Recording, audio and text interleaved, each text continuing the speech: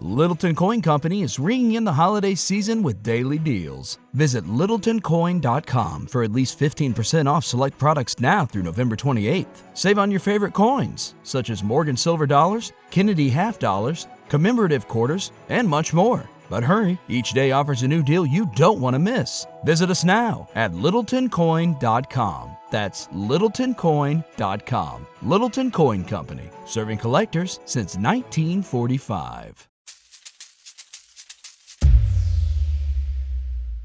Welcome to Bite-Sized Bios. This is meant to be a minisode that will accompany HDTH. Every week, I will pick a person from history and dive into their lives.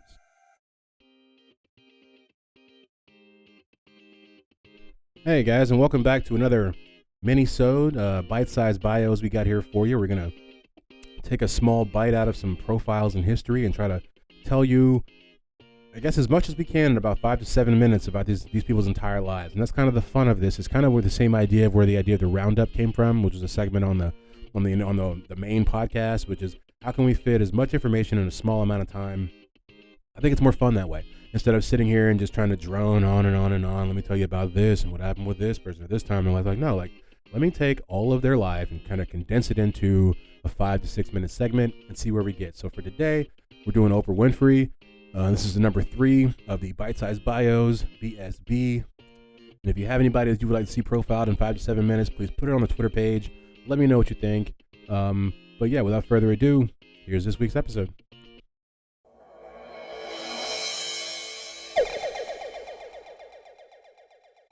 All right, so today we're talking about Oprah for our Bite-Sized Bios. And we're just going to jump right in. Oprah Winfrey was born in Kosciuszko, Mississippi on January 29th of 1954. Her given name is actually Orpah, not Oprah. And Orpah is a biblical character from the book of Ruth in the Bible. People couldn't really pronounce her name, Orpah, kept mixing around the letters. So everyone called her Oprah. She kind of just went with it. So now she's Oprah. And growing up, her family was really poor. She was raised by her grandmother until the age of 6. Her grandmother was a maid. And around this time, Oprah has been quoted as saying that she would have to sleep outside sometimes or in some sort of like vestibule type front porch situation. And she seems to think it was because of the color of her skin. So there was even like, I guess racism towards the same people of the same color in her house. Her mother also lived there as well. Her mother was a maid. And so around the age of 6, her mother actually took her and she and her moved to Milwaukee. Things were okay for a little bit, and then around the teenage years, she started acting out, stealing some things, and her mother sent her to live. Actually, or right before that, I believe she got pregnant with a child and then had it prematurely, and the child died. So she basically kind of looked at that as like a new lease on life, if you will, or at least the people in her family did. And it was around this time that she went to move down to Nashville with her father because her mom sent her out there because she was like, I don't know what to do with this girl. She's a handful. But when she got to Nashville, she really began to blossom. She, in her final year of high school, she worked as a part-time anchor at the WVOL station and continued to do so on into college.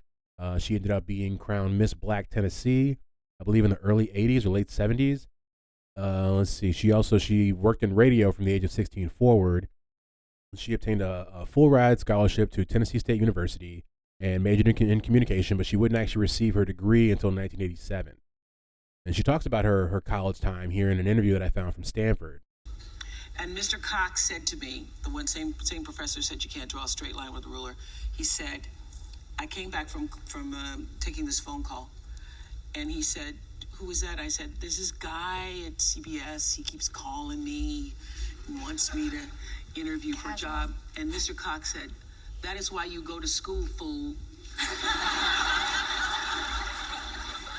So that CBS can call you. That is why you're in school. And so once she left Tennessee for Baltimore, she did the local news there.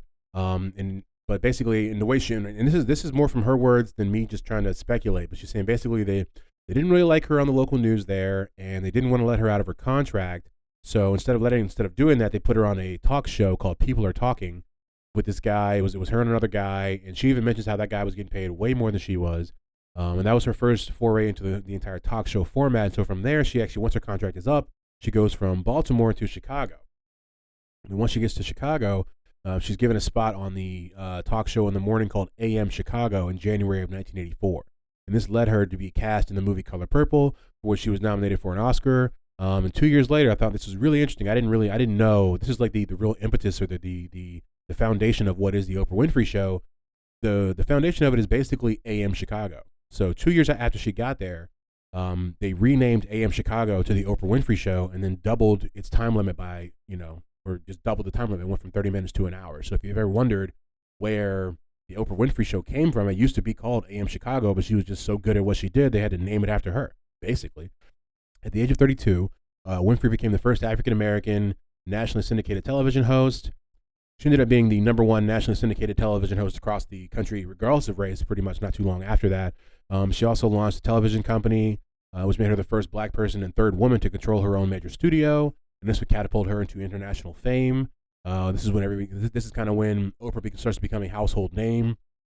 President Bill Clinton signed what is known as the Oprah's Bill in December of '93, and the centerpiece of that was the National Child Protection Act, which created a national registry of convicted child abusers. So, pretty interesting and definitely, history-making legislation. She would go on to launch her iconic book club in 1996. Everyone knows about the Oprah Book Club. The Oprah Winfrey Show would run from 1986 to 2011. You could also count those 2 years before 86 when it was AM Chicago, but from 86 to 2011 was when she actually, the namesake and the title, was all her name. And we'll get to her personal life real fast before we get out of here. She's not married, does not have any children, does have a long-term companion over 30 years named Stedman Graham, who's an author, a teacher, and a business executive. She has a really good friend named Gayle King, who she met during her time in Baltimore when they were doing the local news.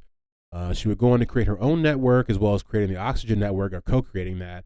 And she's also a spokesperson for many brands. She also owns a 10% stake in Weight Watchers. You ever see those commercials where she's just like screaming, like, I love bread.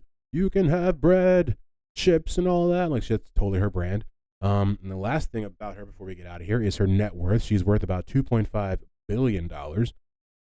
And yeah, that's Oprah Winfrey.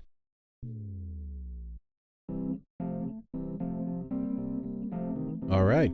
That's been another episode of BSB, Bite-Sized Bios. Be coming at you with another episode of How Did That Happen on Monday at 4:30 a.m. Definitely be looking for that. I appreciate you guys for pressing play. Definitely. And I want to say it's a random topic, but I do see that there are people in the UK that actually listen to this podcast. I'm curious. I would love to pick your brain sometime if you ever have a minute, just to know why. And I mean that in a good way. Just curious. Yeah, I think that's pretty much it. I'll see you guys in a few days.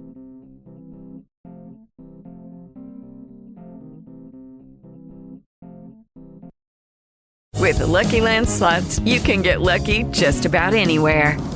This is your captain speaking. We've got clear runway and the weather's fine, but we're just going to circle up here a while and get lucky. No, nothing like that. It's just these cash prizes add up quick. So I suggest you sit back, keep your tray table upright, and start getting lucky. Play for free at LuckyLandSlots.com. Are you feeling lucky? No purchase necessary. Void where prohibited by law. 18+ terms and conditions apply. See website for details. Okay, round two. Name something that's not boring. A laundry? Ooh, a book club. Computer solitaire, huh? Ah, sorry, we were looking for Chumba Casino. That's right, ChumbaCasino.com has over 100 casino-style games. Join today and play for free for your chance to redeem some serious prizes. ChumbaCasino.com. No purchase necessary. Void where prohibited by law. 18+ terms and conditions apply. See website for details.